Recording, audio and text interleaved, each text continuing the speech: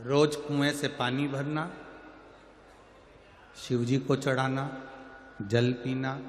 साधु संत यही क्रम पूजन पाठ का करते। उसी कुएं में एक मेंढक रहता था। वो संतों का सानिध्य करता, रोज संतों का दर्शन करता, संतों का प्रवचन सुनता। एक दिन संत ऋषिजन गुरुजन आते, साधुजन आते। उसके पहले एक सांप, पानी में बहुत जहरीला सांप पानी में गिर गया, मर गया। उसका जो विष था वो पानी में उसने उगल दिया। मेंढक ने देख लिया कि इसमें सांप गया है और वो सांप ने विष उगल दिया। अब मेंढक करे तो करे क्या, उसने इंतजार करा कि संत आएंगे तब उनके सामने मैं पानी में गिर जाऊंगा तो संत कम से कम इस पानी को लेकर नहीं जाएंगे। संत जैसे ही आए, साधुजन जैसे ही आए, मेंढक पानी में कूद गया तो जहर का पानी था, उसमें मेंढक मर गया, शरीर नीला पड़ गया। संतों ने कहा इस पानी में मेंढक पड़ा है और पड़ते से ही मर गया है। थोड़ी देर बाद संतों ने उस मेंढक को बाहर निकाला तो देखा कि वो मेंढक नीला पड़ गया था जहर के कारण। सांप के जहर से वो मेंढक नीला पड़ गया। तब उनको लगा इस मेंढक ने अपने प्राणों को हमारे लिए त्यागा है। ध्यान लगाकर देखा कि आखिर कारण क्या था, तो उन्होंने ध्यान लगाकर देखा कि वो सांप जहर उगल दिया था पानी में, पानी पूरा जहरीला हो गया था। इसी पानी से शिव जी का स्नान होता था, इसी पानी से संत पानी पीते थे। मेंढक ने हमारे लिए प्राणों को त्यागा। संतों ने मेंढक के ऊपर अपना हाथ की छत्र छाया कर और मेंढक के ऊपर छत्र छाया कर कहा इस मेंढक को जीवित होना है। हमारा तप बल, हमने जो पूजन सेवा अर्चना करी है उसका बल सामने आया। मेंढक जीवित हुआ तो संतों ने उसको मनुष्य की वाणी दे दी। मेंढक मनुष्य की वाणी में बोलता है, पानी में जहर गिर गया था इसलिए मैं उसमें जाकर अपने प्राणों को त्याग दिया, मुझे क्षमा करना। आप जो जहर का पानी शंकर जी को चढ़ाते मुझे अच्छा नहीं लगता। ये जहरीला पानी आप भगवान को चढ़ाएं, ये हमें अच्छा नहीं लगेगा। आप लोगों को मालूम होगा इस व्यासपीठ से कई जगह पर हम लोगों ने कहा निर्माल्य विसर्जन की गाड़ियां चलाओ, निर्माल्य विसर्जन की गाड़ियां चलाओ, जिससे नदी, तालाब, बावड़ी, कुएं शुद्ध हो। हम जो निर्माल्य अपने घर में बचता है, जो फूल पत्ती बचती है, उसको पानी में डाल देते हैं, पानी दूषित होता चले जाता है। पानी दूषित होता चले जाता है तो वो पानी हम भगवान को कैसे चढ़ाएं, क्योंकि वो जहरीला बनते चले जाता है, उसका आचमन कैसे कर सकते।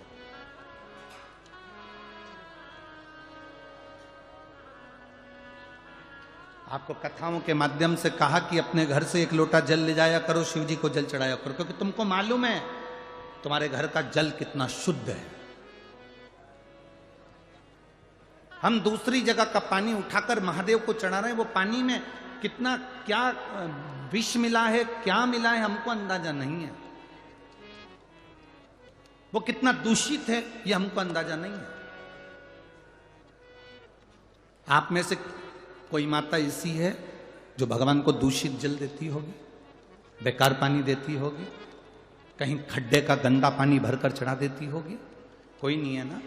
सब अपने घर से पानी भरकर लेकर जाते हैं। जो पानी वो पीते हैं वो पानी लेकर जाते हैं, जो पानी वो स्वयं पीते हैं वो पानी महादेव को चढ़ाते हैं।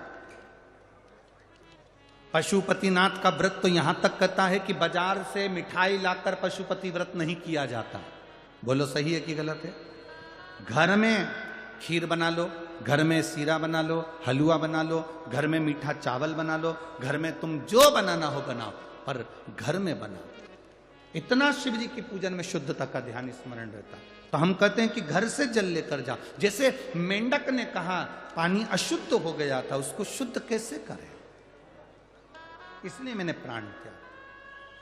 आप जब निर्माल्य विसर्जन के लिए वाहन चलाते हैं, रथ चलाते हैं, गाड़ियां चलाते हैं, उस समय पर आप नदी को, तालाब को, बावड़ी को शुद्ध कर रहे हैं और वो पानी शिव जी को चढ़ता है, तो उसकी पवित्रता का फल हमको भी हमारे खाते में जाता है और हमारी जिंदगी सार्थक होती है।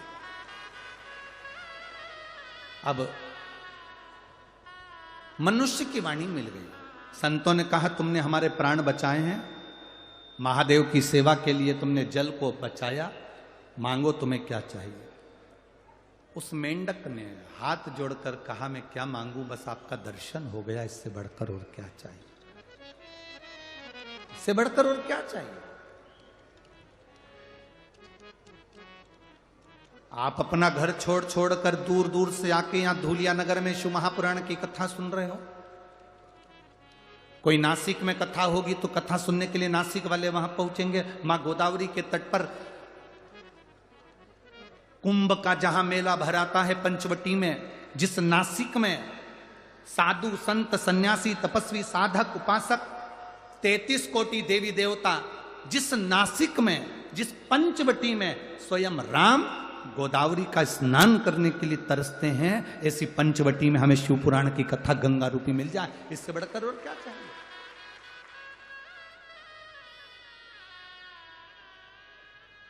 इससे बढ़कर लाभ और क्या मिलेगा।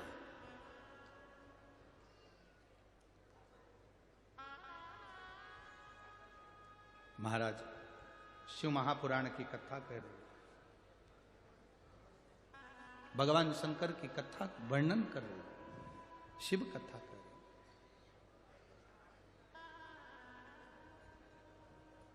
मांगो तुम्हें क्या चाहिए। मेंढक ने कहा मैं नहीं मांग सकता, क्या मांगो। गुरु की दृष्टि पड़ जाए, संत की दृष्टि पड़ जाए, उससे ज्यादा सुख और क्या चाहिए।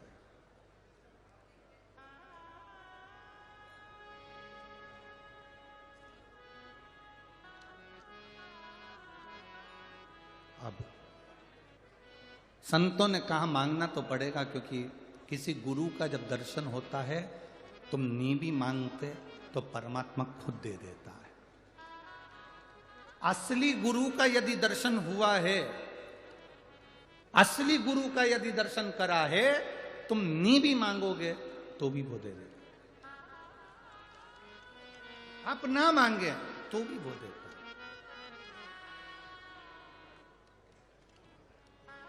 किसी सतगुरु का यदि दर्शन हो, उस समय पर यदि आप हाथ जोड़कर भी अपने दिल की बात केवल गुरु को, सतगुरु अगर है, कोई छल नहीं, कोई दिखावा नहीं, कोई प्रपंच नहीं, कोई ढोंग नहीं, सतगुरु अगर कोई है, उसको देखकर आपने हाथ जोड़कर भी प्रार्थना कर कर कह दिया, निवेदन कर लिया, खाली ना जाता कोई दर से तुम्हारे, खाली न जाता कोई दर से तुम्हारे, मैं भी खड़ा हूँ नदी बाहर पसारे, अपने हृदय से लगा लो, गिरा जा रहा हूँ, उठा दो, असली गुरु का यदि दर्शन हो जाए और आपने हाथ जोड़ बाबा से प्रार्थना भी कर ली तो बाबा दे दे। मेंढक के मन की बात संतों ने पूछी, मेंढक आखिरी में बोला, आखिरी में बोला, मुझे पार्वती जैसा सुंदर बना दो और मेरा विवाह उस व्यक्ति से हो जो शंकर की आराधना में लीन रहता हूं। मुझे पार्वती जैसा सुंदर बना दो और मेरा विवाह उससे हो जो शिव की भक्ति करता हो। क्योंकि मैं जिस कुएं में रहता था, उस कुएं से जो पानी जाता था, मैं हमेशा आपके मुख से ओम नमः शिवाय, नमः शिवाय, श्री शिवाय नमस्तुभ्यम सुनता था। उस मंत्र को सुनता था तो मेरे मन में आता था, एक बार मैं भी उस शंकर की उपासना करने वाले की शरणागति में रहूं।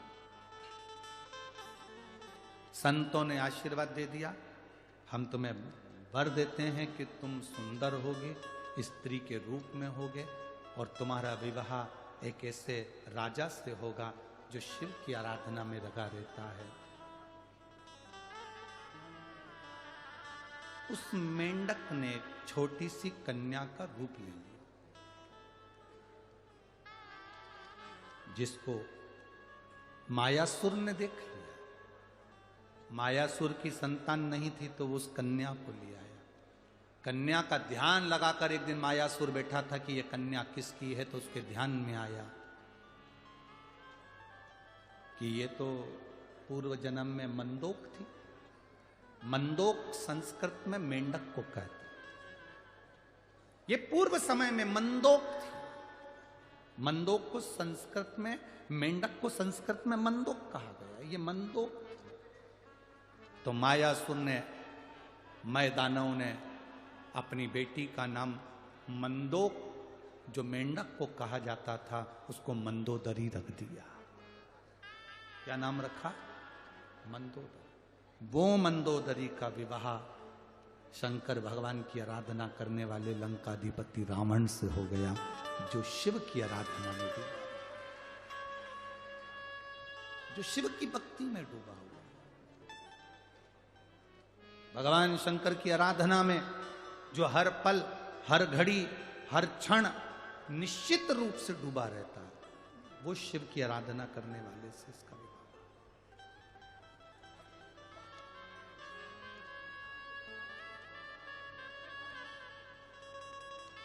और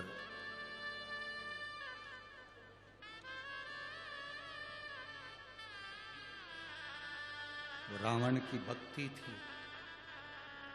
मंदोदरी कई बार रावण को समझाती थी कि तुम शंकर की आराधना करते हो, तुम समझो नहीं। रावण के पास में वैभव बहुत था, धन बहुत था, सत्ता बहुत थी, संपदा बहुत थी, बस एक कमी थी रावण के पास।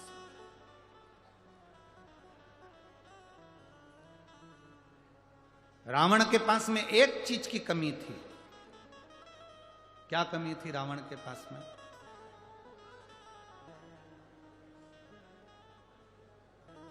उसको ज्ञान देने वाले अच्छे नहीं थे। राम जी के पास में ना धन था युद्ध के समय पर, ना हाथी था, ना घोड़ा था, ना रथ था। युद्ध के समय पर राम जी के पास में सुंदर वस्त्र भी नहीं थे, राम जी के पास में बहुत सारे शस्त्र भी नहीं थे, पर राम जी के पास में सबसे बड़ी चीज थी, उनको ज्ञान देने वाले अच्छे थे। जिसके जीवन में ज्ञान देने वाला अच्छा है, वो कंगाल होने पर भी करोड़पति बन जाता है। और जिसके पास में ज्ञान देने वाले श्रेष्ठ नहीं है, वो करोड़पति होकर भी रोड पर रह जाता है। रावण करोड़पति था, धनपति था, सत्तापति था, संतान, वैभव सब कुछ था, और रावण के पास में ज्ञान देने वाले नहीं थे। जब रावण ने पूछा सभा में बैठकर, राम जी सेना लेकर आ रहे हैं बंदरों की, मेरे सभासद, मुझे ज्ञान देने वाले जितने भी बैठे थे विद्वान, उनसे पूछा मेरे लिए आज्ञा करो कि राम सेना लेकर आ रहे हैं तो क्या करना पड़ेगा। तो इतने में जितने बैठे थे ज्ञान देने वाले वो सब खड़े हो गए। उन्होंने कहा आन दो, ऐसे एरे तेरे बंदरों को तो अपन सब निचोड़ के खा जाएंगे। ज्ञान देने वालों को ज्ञान देना था कि राम जी के पास में एक दूत भेजिए और बुलाओ, सीता वापिस करो। ये गलत है किसी की स्त्री को अपने यहां रखना। पर ज्ञान देने वालों ने ज्ञान नहीं दिया, उल्टा रावण को भड़का दिया।